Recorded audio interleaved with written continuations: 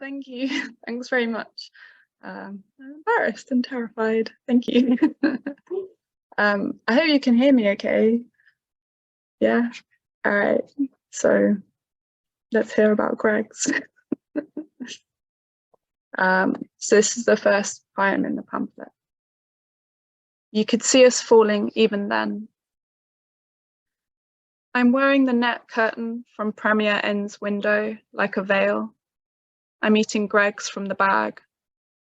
All the people below the glass roof are walking as though they are not incredibly small, riding the mall escalators down from floor to floor as if they're not endlessly falling, as if they'll never wear no knickers and eat ring donuts in front of an 8th-story window, rolling gold zeros over the carpet.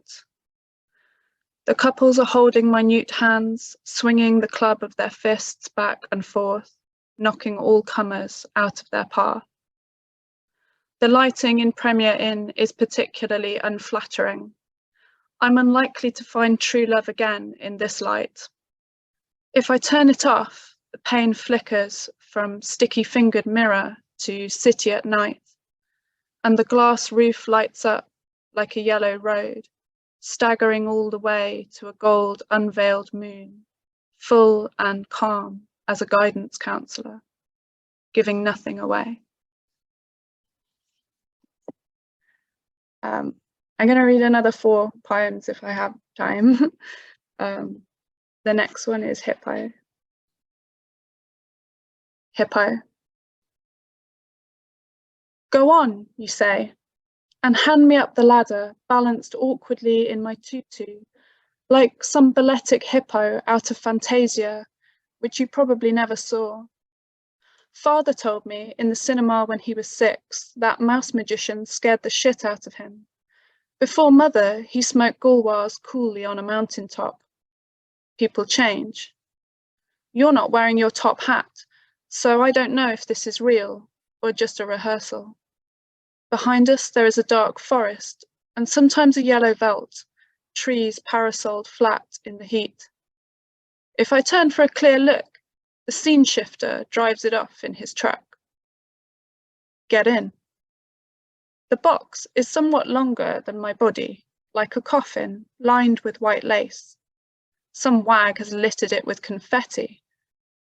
It takes a certain mind to lie in a coffin and stay still. The box is in 3 parts, painted with scenes and symbols. The pride of lions, a murder of crows, 2 rings, and a constant moon. There are parallel slots along the sides. I know what they are for. This is where you'll plunge in the swords. These blades are real. Someone in the crowd has tested the steel bite against their tongue. There is a space for an axe between each joined segment of the box. You will help me into this strange bed in my white dress and roses. You'll smooth the hair from my face.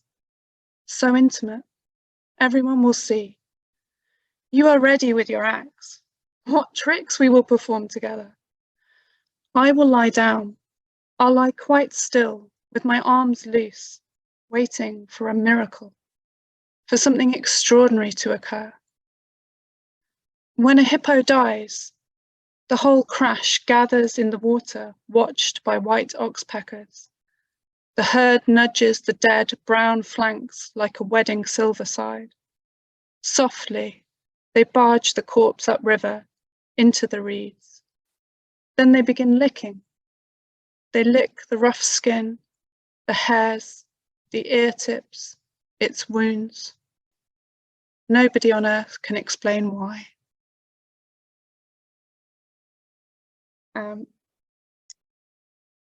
The next poem I'm going to read from the pamphlet is called On Shells. On shells. I'm holding an egg, but not carefully.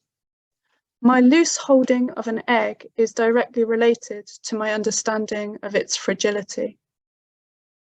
We never cook together. You make scallops and sea spaghetti. It's impressive. I can't remember if I just dream of telling you it's too ferulate. I'm sure I dream of snails. I'm sending back a snail too large to be consumed, even though I'd never eat something so attached to its shell. A shell is an evolutionary afterthought. How and indeed why does a vulnerable body survive, only to manufacture itself a far too thin wall? I ruin the scallops by demanding reasons. You don't have time to answer or cook to perfection. If we cooked together, if we deshelled together. Shells are both containers and barriers, keeping in and keeping out. They necessitate portals, thresholds, nacre, and smashing. Eggs are only fragile when dropped from a height or stepped on sideways. Under vertical pressure at the apex, they are remarkably resilient. I'm not really even holding an egg. I'm holding an image by Carrington, a giantess cradling an egg. Her face is a waxed moon. Her back is to the sea. You have been curled so long in your shell, I don't believe you've noticed the deep scar inside each scallop, or how metallic their roe.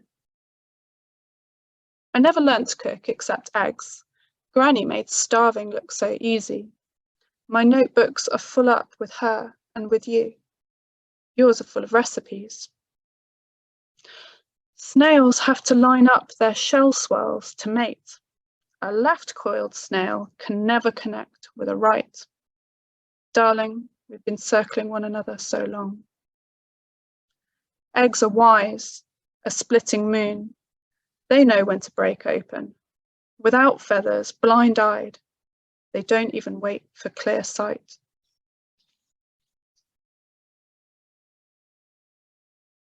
I'll just read a couple more.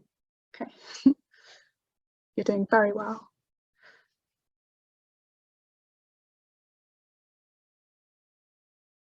Okay. I don't know what I'm writing about, but it's always wanting to know moss. It's been impossible to get an answer. Wanting to touch whenever it's secret, on a low wall or behind a tree. To cry into its unresponsive green pillows at night. Never lie face down on a moss stone at night. Moss is the smell of hunger. I imagine a moss throat.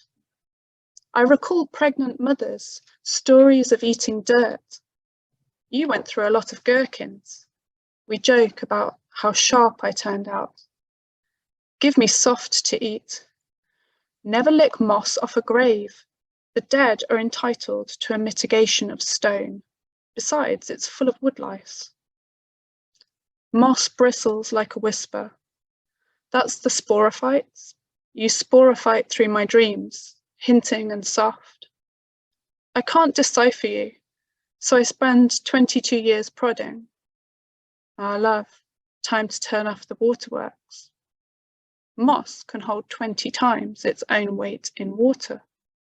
Perhaps the healing properties of bog moss, recorded at the Somme, moss is at war, were known to me all along, deep in my limbic system. God, for a cool plaster of moss applied to the frontal lobe. After a transient attack, patients may not respond appropriately. Emotions may be felt, but not expressed. Take your forehead off that moss henge. This is a heritage site. It's not that I don't know how to pray. It's just too much like whispering into moss and missing the whispers of moss. A doctor opens her briefcase. In place of a stethoscope, there are 2 wads of sphagnum. Repeat into peat. What does it mean? What does it mean? What does it mean? What does it mean?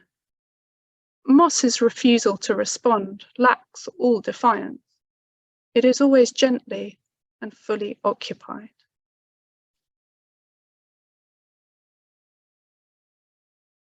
And this is the last poem in the pamphlet, and the last one I'll read.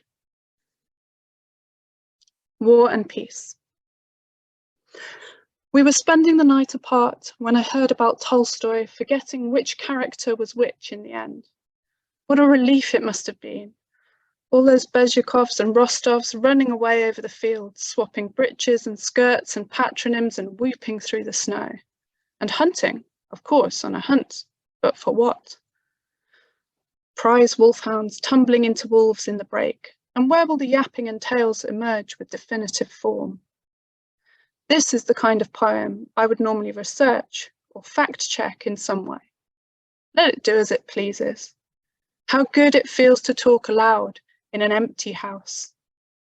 That's one way it could start.